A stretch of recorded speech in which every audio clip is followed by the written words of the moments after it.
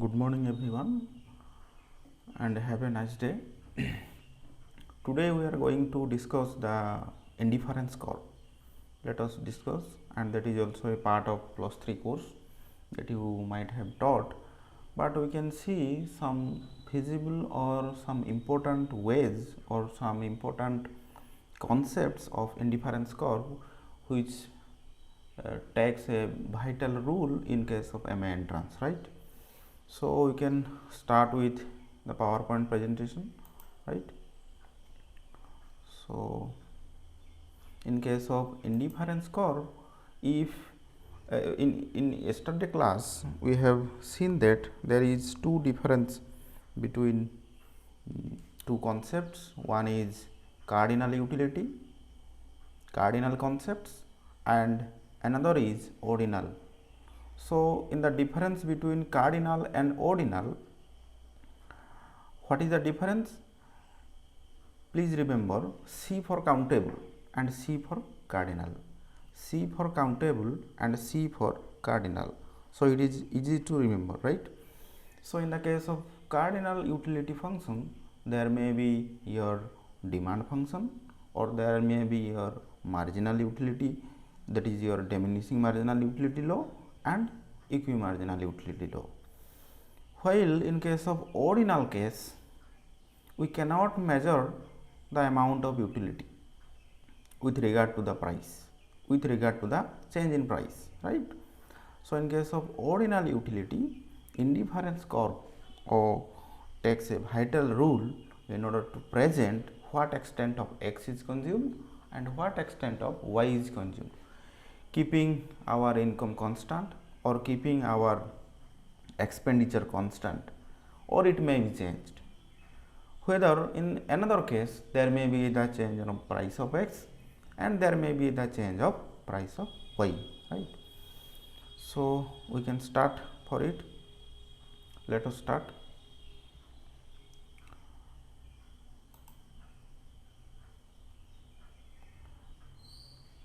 First we can go for the assumptions of indifference curve.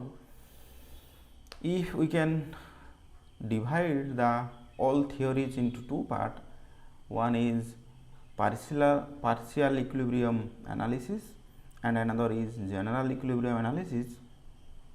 You might have taught that in case of partial equilibrium analysis, there may be some of assumptions which have to be satisfied in order to define a law, but in case of general equilibrium analysis, there may be no assumptions which is fitted to the law or the general theory. That is the basic difference.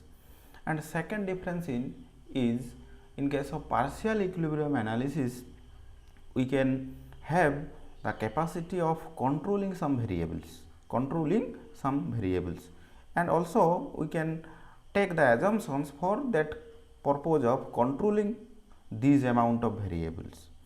But in case of general equilibrium analysis, there may not we may not control some of the variable.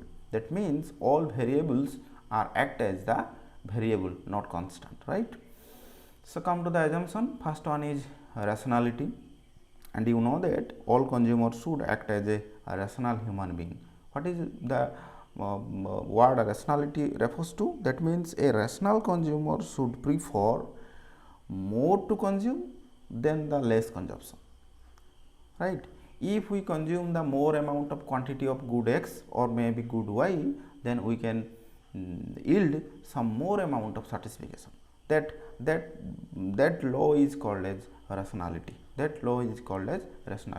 So the consumer acts in that way, which defines the rationality behavior of the consumer, right? Second assumption is the utility is ordinal. We cannot measure the utility term in terms of any kind of units. Likely in the previous class I told you that the diminishing marginal utility and the law of equimarginal utility, the unit of the utility is called as the utils, right? Utils. So by the unit utils, we can measure the amount of utility in case of law of equimarginal utility and law of diminishing marginal utility. But in case of indifference curve, we cannot measure the utility, right. Next come to the diminishing marginal rate of substitution, and it is very important, and it is known as the heroic assumptions of the indifference curve, that is del y by del x is always negative, that means if we increase the extra unit of y, we have to forego the less amount of y. If I repeat again, if I should increase the extra unit of x, then the unit of y is to be substituted less or diminishing. That is defined as diminishing marginal rate of substitution. That means the slope is negative, MRS xy is negative. Next come to the assumption, the total utility of consumer depends on quantities of commodity consumed. Whatever may be the total utility, that is yield by the consumption of good x and good y, that depends upon what the good x and good y are consumed by that consumer, right. It is very easy. Next come to the consistency and transitivity of choice. So in the case of consistency and transitivity of the choice, first come to the consistent. In case of consistency, that means if there is two good A and B, we can choose A which is greater than B.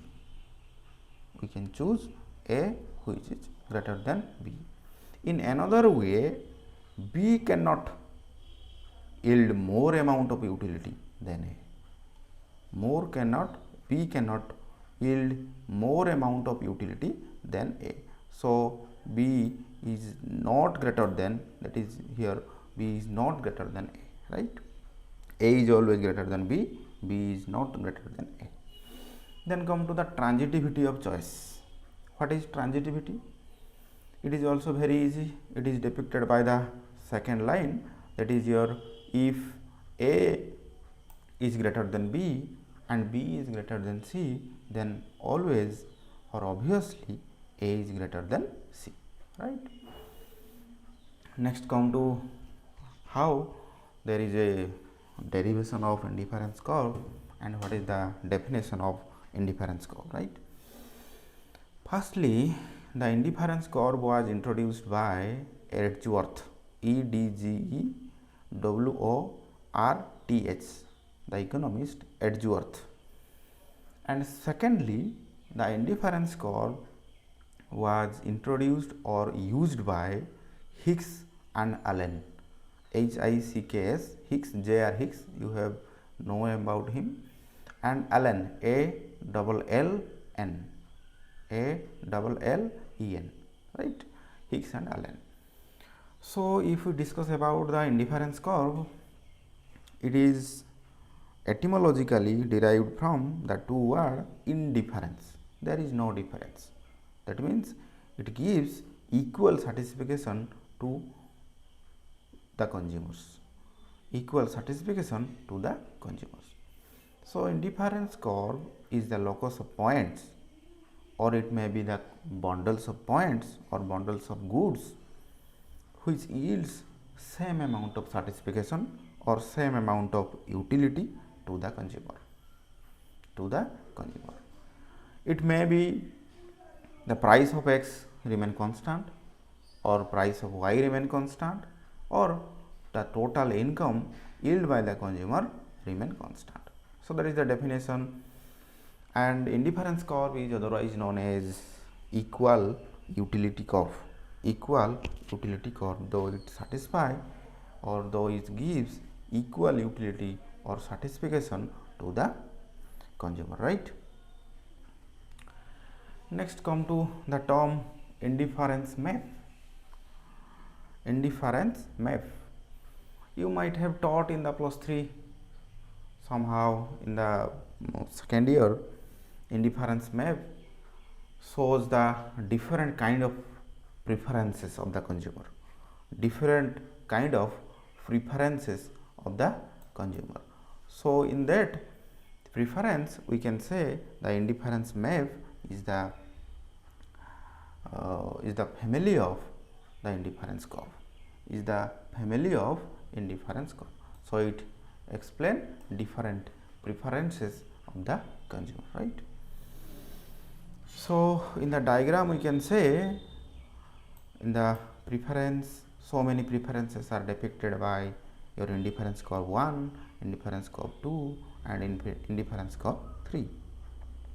And you can know that higher indifference curve represents higher amount of satisfaction than the lower indifference curve. Next come to the slope of indifference curve. The slope of indifference curve is known as marginal rate of substitution, MRS. The marginal rate of substitution, MRS XY. And you know that the MRS XY is not equal to MRS YX, right? How can you define the MRS XY? The MRS XY can be defined how much of Y can be substituted for 1 unit increase in the X, that is XY. But in case of MRS YX, what amount of X can be substituted due to 1 unit increase in the Y. So that is not equal, that is not equal concept. These are two different concepts in the case of slope or MRS XY. So in that diagram we can say that is the change in del Y, that is the change in Y, and that is the change in X, that is the change in Y, that is the change in X. And in the case of indifference curve, there is a negative MRS XY, though the indifference curve is convex to the origin. And you might have known the shape of convexity and the shape of concavity. While in the case of convex indifference curve, there is a negative slope, there is negative MRS XY, but in case of concavity of indifference curve, there is positively slope. So MRS XY is positive, right? Next, come to the next slide. There is some properties of indifference curve which you must have known, that an indifference curve has a negative slope, which denotes if the quantity of X increases or decreases, the quantity of other commodity may increase or decrease, right? And why there is negative slope in the case of indifference curve? There is negative slope in case of indifference curve due to negativity of its slope, MRS XY. There is negativity of the slope. Next come to the shape of indifference curve. The shape of indifference curve is convex to the origin, which is already explained in case of assumption. Why it is convex? Because the MRS, again that same reason, the MRS XY is negative, right? Third properties of indifference curve is higher level of utility depicted by higher level of indifference curve. That means higher indifference curve represents higher amount of utility or higher amount of satisfaction, right? Next come to the next property. Indifference curve does not intersect. If they intersect to each other, there will be a common point. And that common point cannot represent the equal amount of satisfaction. If there will be a common point in the two indifference curve, one is higher indifference curve and one is lower indifference curve, then if we prove in a logic, then there will be a common point which represents higher amount of utility and a lower amount of utility which is not satisfied logically or which is invalid in nature. So we cannot say indifference curve do not intersect. We can say the indifference curve do not intersect to each other. It is parallel. It is parallel to each other. Right. Last one is indifference curve does not touches any axis. If the indifference curve touches any axis, it represents if it touches the x-axis, it represents the consumer is going to be consume 0 amount of y and ox amount of x commodity. Likely, if the indifference curve touches to y axis, there will be 0 amount of commodity x and oy amount of commodity y. Next come to some nature of indifference curve. First, the general nature or the rational nature of indifference curve is your convex to the origin. In case of convexity of the indifference curve, the MRS xy or the slope is negative. The slope is negative because the change in x del x is more than the change in y. The del x increases and del y diminishes, right? In second type, if we can go for the concavity of indifference curve, what is the difference between convexity and concavity? The concavity of indifference curve, the slope is positive. In case of positive slope, we can represent the del y is increased and del x is declines. So the ratio is increased, right? So that is the shape of concavity. These are asked in actually the MA entrance, which is to be depicted in the case.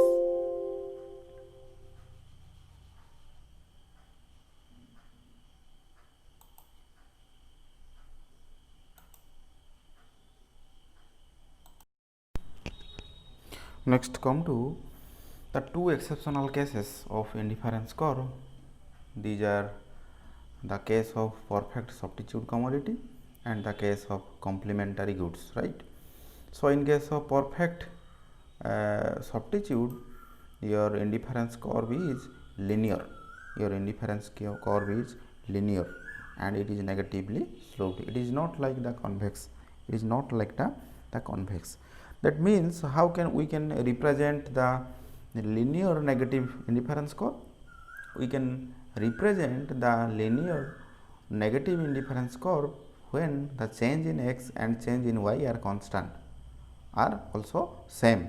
So here MRS xy is a constant, That means the change in x is exactly equal to the change in y. Next come to the complementary goods.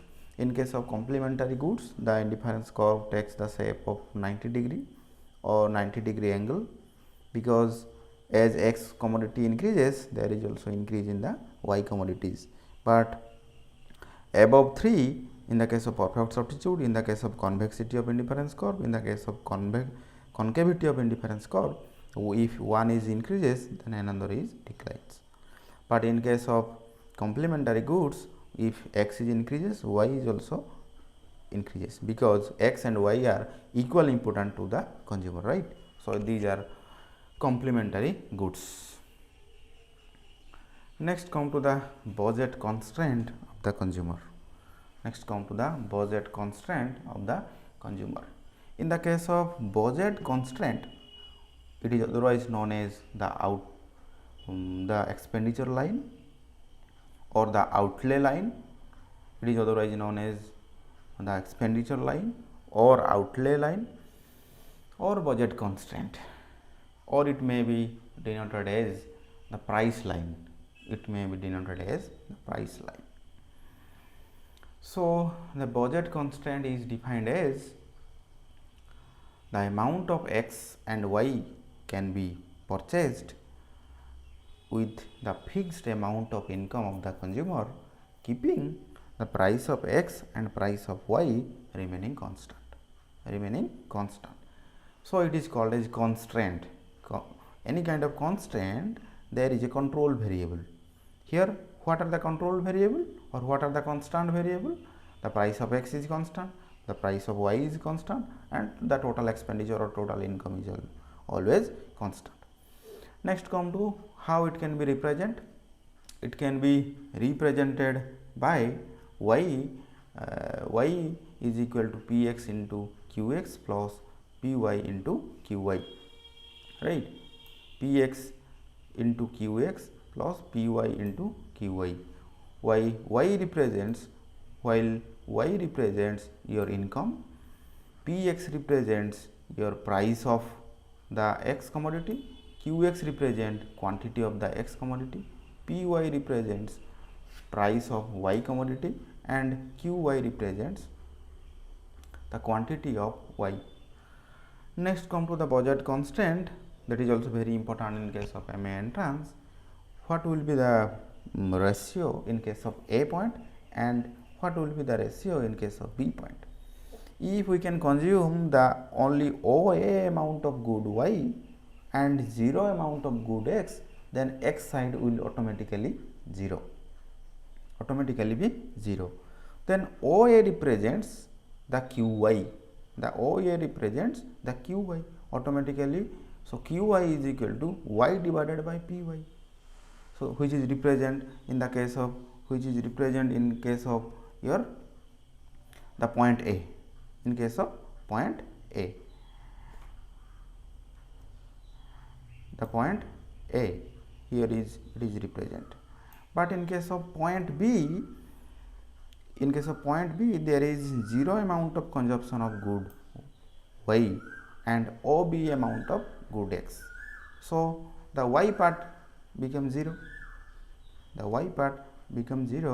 There is only y is equal to px into kx, and OB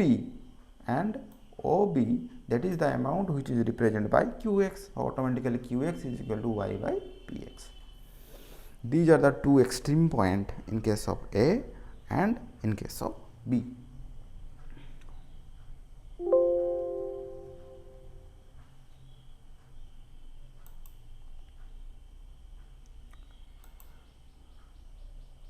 So next, come to the next slide.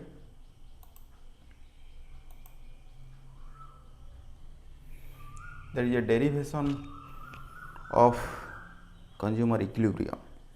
For the consumer equilibrium, we can say that the indifference curve and your budget line should be tangent to each other. The first order necessary condition for the consumer equilibrium is the indifference curve. There is a tangency point in between the indifference curve and budget line, which is depicted in the E.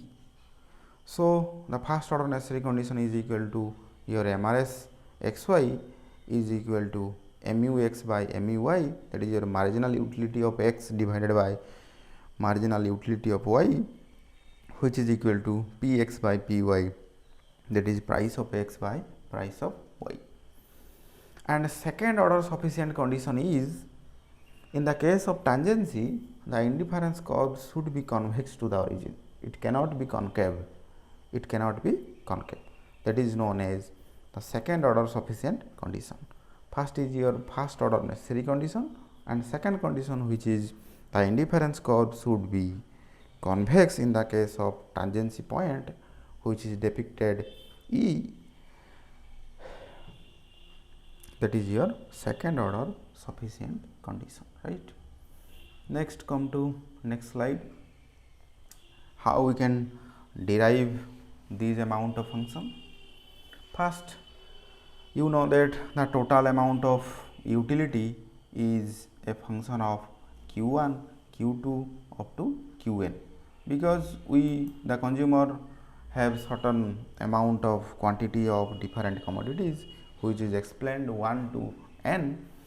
So U is amalgamation or the sum of Q1, Q2 and Qn, and every quantity has a price, right?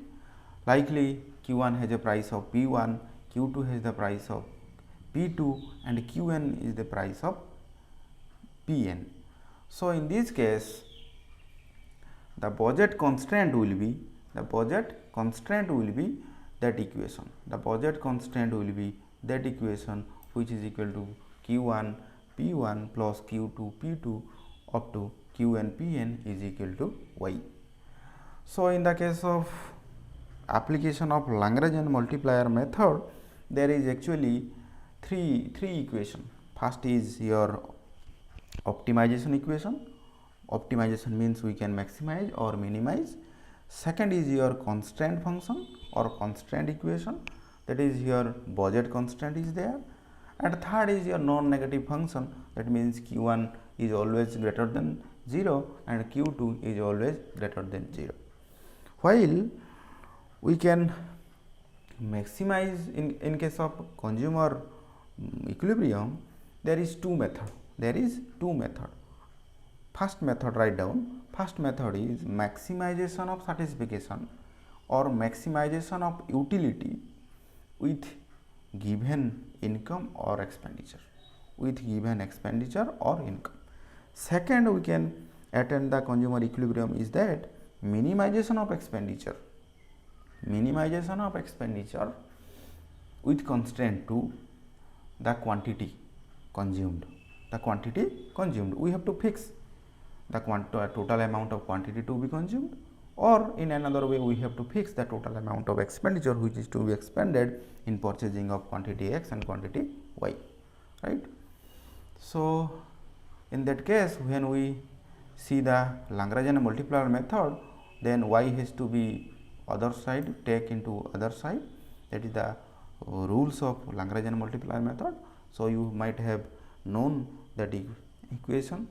Next, if we can construct a new equation, then that new equation will be that phi is equal to U minus lambda amount Q1 P1 plus Q2 P2 up to Qn Pn minus Y.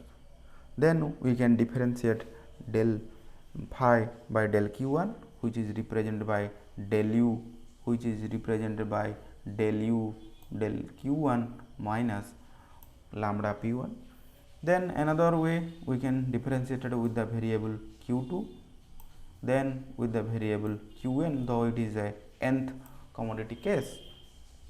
Lastly, we can also differentiate it with respect to the lambda, then we can got that equation, right. Then from that equation number 1 we can derive that del U by del Q1 is equal to lambda P1. Del U by del Q1 is equal to lambda P1, and del U by del Q1 is equal to lambda P2 up to lambda Qn, right. It might have understood to all. In next fashion we can see that del U by del Q1 is equal to mu1 and del U del Q1 that is equal to mu2 and del U by del Qn that is equal to mun, marginal utility of n, because del U by del Q1 represents the increase in the utility due to 1 unit change in Q1, that is represented by mu1. So finally we can depict the equation, and that is known as mux by muy is equal to px by py is equal to mrs xy, right. So if we go for the marginal utility and diminishing marginal utility, the same condition will be there. What is the condition? That is your mu1 by p1 is equal to mu2 by p2, which is equal to mun by or mux by px, that is equal to mun by pn. So that is a obvious conclusion regarding in your indifference curve, and it is also that condition which is satisfied in the case of equimarginal utility and diminishing marginal utility. So, this much for today class. Thank you very much. Have a nice day. Thank you.